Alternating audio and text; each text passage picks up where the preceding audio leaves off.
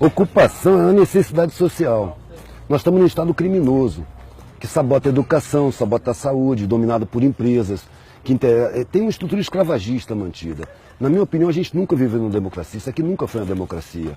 A República foi proclamada pelos banqueiros, que tinham vontade de ocupar o lugar da nobreza e ter aqueles luxos e privilégios, mas que não conseguiam porque não tinham sangue azul. Então eles armaram a proclamação da República para ocupar o espaço dos nobres e tiveram cuidado de manter a mesma estrutura. Então é preciso manter a ignorância da massa. Eu vejo a sociedade como uma casa, que o alicerce é a massa, ignorante, desinformada e por isso mesmo imóvel, para manter a estrutura social. Os tijolos são as classes médias, não tem uma classe média. Tem a classe média que toca a pobreza, a seguinte até a classe média alta que toca o telhado, que é a elite. E a elite também está pressionada, porque existe a comieira, é na comieira que está o poder da sociedade. Não nessa gerência, governo para mim é gerência, não é governo. Eu não reconhecia o PT como governo. Era um capataz mais camarada, que jogava os colchonetes para o povo, deixava cair umas migalhas. Só que eles não estavam preparados ou não tinham consciência do que as pessoas que não têm nada são capazes de fazer com migalhas. Então hoje está havendo uma comunicação da academia com a periferia que nunca houve. Esses buraquinhos que foram abertos na universidade para enfiar um punhado de pobre só para ficar bem na foto internacional, esses buraquinhos estão levando vivência de base para dentro da academia, que nunca teve vivência de base. E ao mesmo tempo está levando conhecimento acadêmico para a periferia, porque ao contrário do que se pensava, o periférico que chega na academia, ele não quer esquecer a periferia.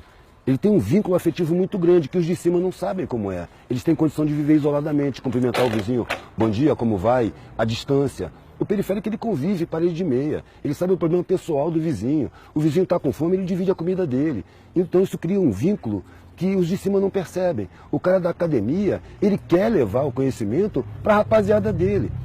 E isso está criando focos embrionários que ao longo do tempo vão se multiplicando, vão contaminando, vão gerando consciência. Agora não é uma coisa que vai acontecer numa geração, é uma coisa de muitas gerações. A sociedade levou milênios para chegar nesse ponto aqui. As pessoas que querem mudar o mundo invariavelmente desistem. Porque elas querem mudar o mundo para si, eu quero ver o mundo justo. Eu sei que eu não vou ver o mundo justo, mas se eu não viver na função de buscar um mundo menos injusto, minha vida não tem sentido. Só que a parada é essa, tem que ocupar tudo. Tem que ocupar todos os espaços, porque todos os espaços estão negados para a maioria. E é a maioria que banca. Se você prestar atenção na sociedade, é a parte de baixo que faz tudo. Quem é que planta tudo que se come? É mão pobre. Quem é que costura todas as roupas que se veste, de marca ou não? Mão pobre. Quem é que bota a calçada? Quem é que bota os tijolos um em cima do outro? Quem permite que a universidade funcione? É tudo pobre. Quem recolhe o lixo? Quem cata os feridos e leva para o hospital? Quem recebe no hospital? É tudo pobre. Então os pobres são a base da sociedade. Quem é que liga as máquinas? São os pobres. Aí você pega o sistema tributário. Quem é que financia o Estado? A massa tributária sai do consumo. Então o pobre financia o Estado.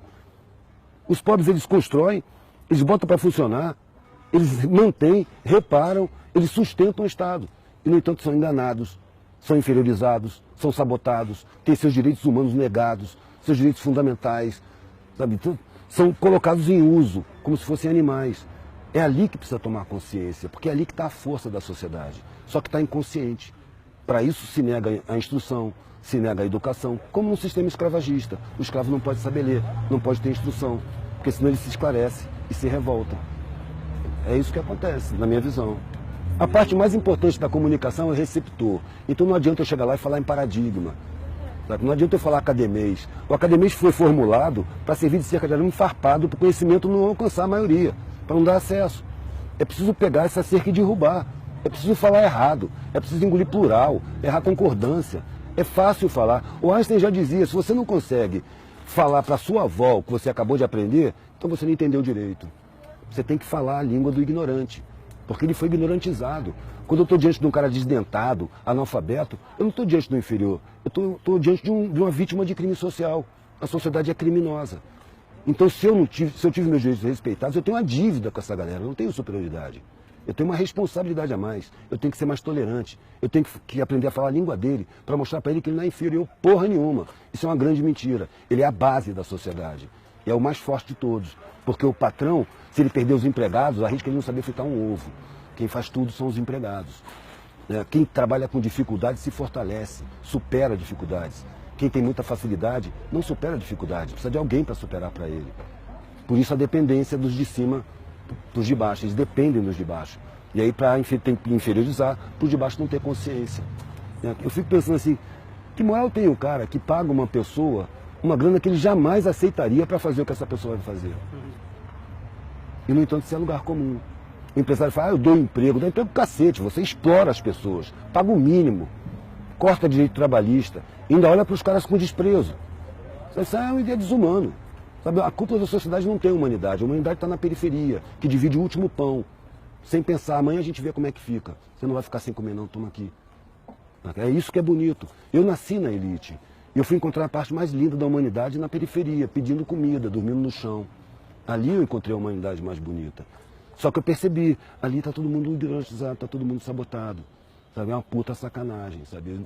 Eu prefiro falar com os de baixo, para mostrar que eles não são fracos não são inferiores não. Eu paro para botar gás na Kombi velha que eu tenho e pergunto pro cara assim, meu irmão, imagina... Primeiro eu falo com o cara, eu chego lá, o cara fala, ô patrão, eu já fiz alguma merda, mas me desculpa aí, o que eu fiz? Eu falo, não, por quê? Tu tá me xingando, velho, patrão? Patrão é um parasita, velho, que trepa nas tuas costas, vive às suas custas, diz que tu que vive às custas dele. Que te esfola, te ameaça, te espreme, te cobra, te paga uma merreca e acha que você tem que ter gratidão por ele. Imagina que seu patrão perdeu os empregados, perdeu o que ele tem que ver a sua vida. O que ele faz? 99% das vezes o cara responde, ele se mata. Claro que se mata. Ele não tem peito para encarar as dificuldades. Ele só encontra facilidade, facilidade fragiliza. É a dificuldade que fortalece. Então os mais fortes eles estão inconscientes. É preciso mostrar para os mais fortes que eles são, que eles não sabem. A sociedade não deixa eles saberem. Tá bom? É lindo, meu Deus.